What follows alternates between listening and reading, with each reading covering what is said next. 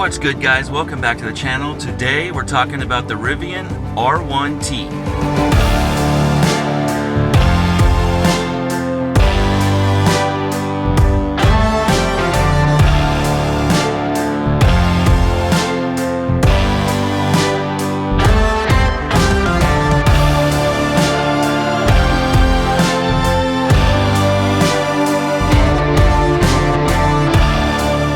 So if you guys aren't familiar with my channel, my name's Chris. I make a lot of content on electric bikes, and I have made some videos on like my Tesla Model Y in the past.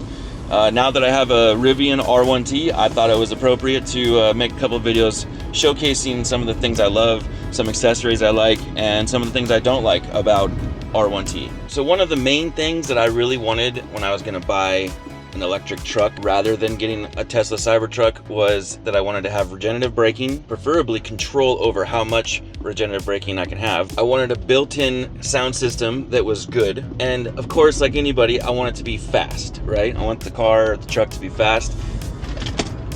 And this thing definitely the R1T definitely has a lot of pickup. In fact, coming from a Model Y, you're much higher up in the truck, but you still have as much. I think on paper it does like 3 seconds, 0 to 60. My Model Y, even though it's not the performance, but it has the acceleration boost, it still doesn't, I don't think it's as fast as this. Those three key points, the speed, a good sound system, and regenerative braking, so I literally don't have to have my foot on the brake hardly ever unless it's like an emergency or somebody cuts me off, was the main components I was looking for when I was shopping around for something rather than a Cybertruck. So for being a Tesla owner for the last 4 years, I kind of got really spoiled to just being able to pull up to a Tesla supercharger, which where I live in Southern California, they are everywhere, and then just pull in, plug in, and charge.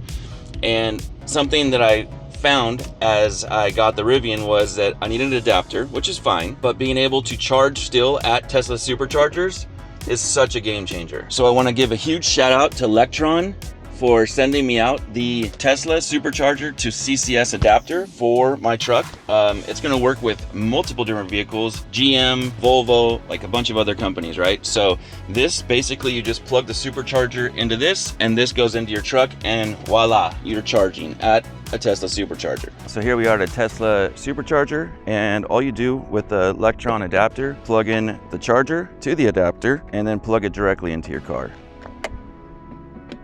or truck, and that's it. And as you guys can see right here, we're getting about 457 miles per hour on the charge. It's going to take about 20 minutes to get from 25% to 70%, and that's about normal when it comes to when I was charging my Tesla Model Y. I would get about 20 minutes would get me about 20% to 80%, so pretty much the standard. So why did I cancel my 2 Cybertruck orders and pick up an R1T instead? First is that they had the whole Foundation series. You got to pay $20,000 extra if you want to get your truck early. And that may have been cool if I got it like in October of 2024, but as I sat and waited and waited and waited, and finally they're like, okay, your turn. I've had a feeling it was only like a couple months away from them taking off that Foundation series and selling it at the normal price. It's funny, there's actually a Cybertruck turning right there. I have driven a Cybertruck. My wife had to get her alignment done on the Tesla Model Y that we have, and they gave us a Cybertruck for 2 hours as a loaner car, and that was pretty cool. It was fun to drive. The kids at our son's school was pretty hyped on seeing a Tesla Cybertruck in the parking lot. But that's also one of the reasons that I'm kind of hyped on the R1T, is that I can pull into, let's say, my kid's school, and I don't have all the kids running up to the car and all the attention. And some people want the attention. There's nothing wrong with that. So when I went out to get the Rivian, I decided I was going to look at vehicles that were maybe like 1 year old, 8 months to a year old, if anybody was getting rid of one. And I actually found one in Texas, so I never got to actually sit in it or anything, but I FaceTimed the guy at the dealership, and I got to see all the things and asked him about any questions, and I bought it, and they shipped it out. Now, I saved about $30,000. That's good, and maybe not so good for the fact that the depreciation on Rivian, Cybertruck, Tesla in general is a lot. Electric vehicle depreciation is pretty big. I bought my Tesla Model Y brand new, and right after I bought it was during the COVID time, and I actually had, I think it was cars.com, that were offering me $18,000 more than the sticker price just because I had to wait 8 months to get, you know, my Tesla Model Y. So at the time I was like, oh hell no, I'm not selling it. Looking back at the depreciation prices now, I probably should have done that.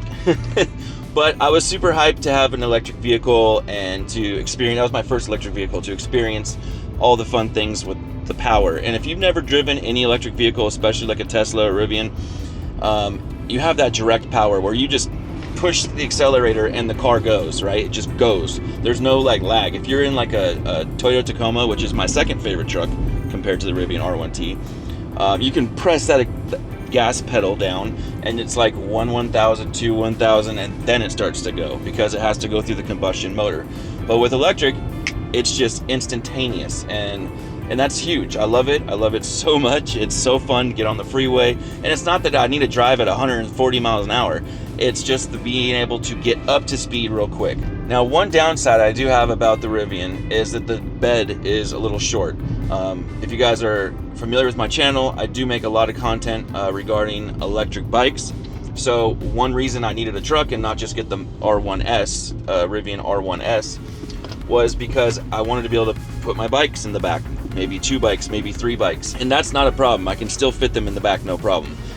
The only problem is the bed. I think it's like 4.5 feet, so it's a little short, and because it's short, I gotta leave the tailgate down. Not a game changer, but I would have loved to have like a little bit of an option for an extended bed so I could keep the tailgate up. However, when you're driving, it's pretty cool that they have actually given you an option so that you can look at the bed from the screen on the camera, and they also give you a bird's eye view 360 top down camera view of the truck. So because I'm coming from a Model Y, when I park this thing in a parking lot between some cars, it's nice to be able to see like, okay, that I'm able to actually get it in between these spots, and you just look on the camera. I don't even look with my head like this. I just look in the camera and line it up.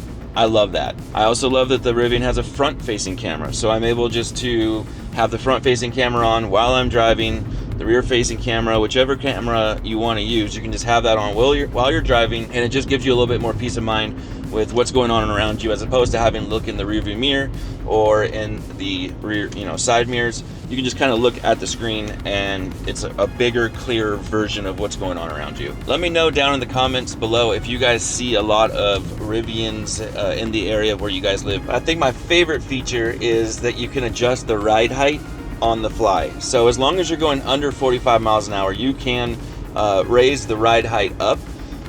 You can also put it in rock crawl mode. There's drift mode, there's sand mode, there's snow mode, there's all these crazy modes. So you're like ready to go when you're going off-roading. Another important aspect for me when I was buying this truck was that I wanted a company that's going to continue to give over-the-air updates to improve the vehicle and give it other little bells and whistles, and they have definitely delivered. Rivian had a Halloween update that was awesome.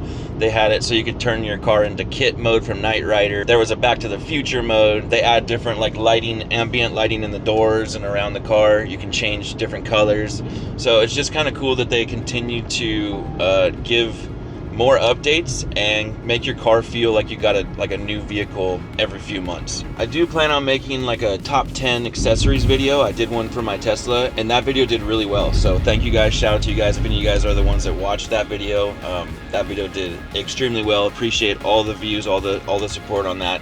But a couple things I just couldn't live without would be the Lectron adapter so I can charge at Teslas. Also, I have a net in my bed of my truck, and this net, I'll link it on Amazon. It's like 25 bucks, but it's great. Right now I don't have anything underneath it. As you can see, I have used it for when I have suitcases in the back, or I was taking a bunch of water bottles to the recycling place and they would have flown around everywhere, but having that net really kept it down. And then another accessory that is not on the market yet, Irv Labs, that makes baskets for electric bikes. Not the kind of basket that goes on the front handlebars, but underneath, in between the frame. Really cool baskets. Anyways, he has a concept for a center console basket for the Rivian, and it gives you 2 more water bottle or drink holders, and then it gives you other places to like leave your sunglasses case, and it kind of just fills that void down there. And you can still take your speaker out, or if you have chosen to not have a speaker and have a drawer in that section, your drawer will come out just no problem. So in conclusion, I can tell you that the Cybertruck is definitely a polarizing vehicle. Regardless, you either love it or you hate it. There's not a lot of people that are like, oh, it's whatever, because it looks like it's literally from space, or it looks like it's from your kitchen, like a refrigerator. Now, I don't mind the way it looks because it does look crazy. I don't really love the fact you get so much attention if you drive one right now. I do think that the hype has died down a whole lot as this video is posted in middle of February of 2025.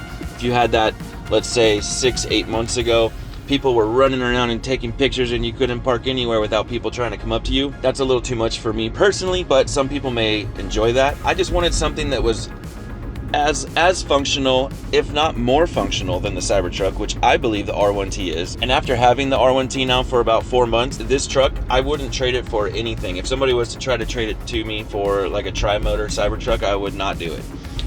It's just me. I personally love this vehicle. I love how it drives, and I love all the little functionality, and I like the people behind the team over at Rivian. So I'm not any kind of Tesla hater. We still have a Model Y and a Model S in the family.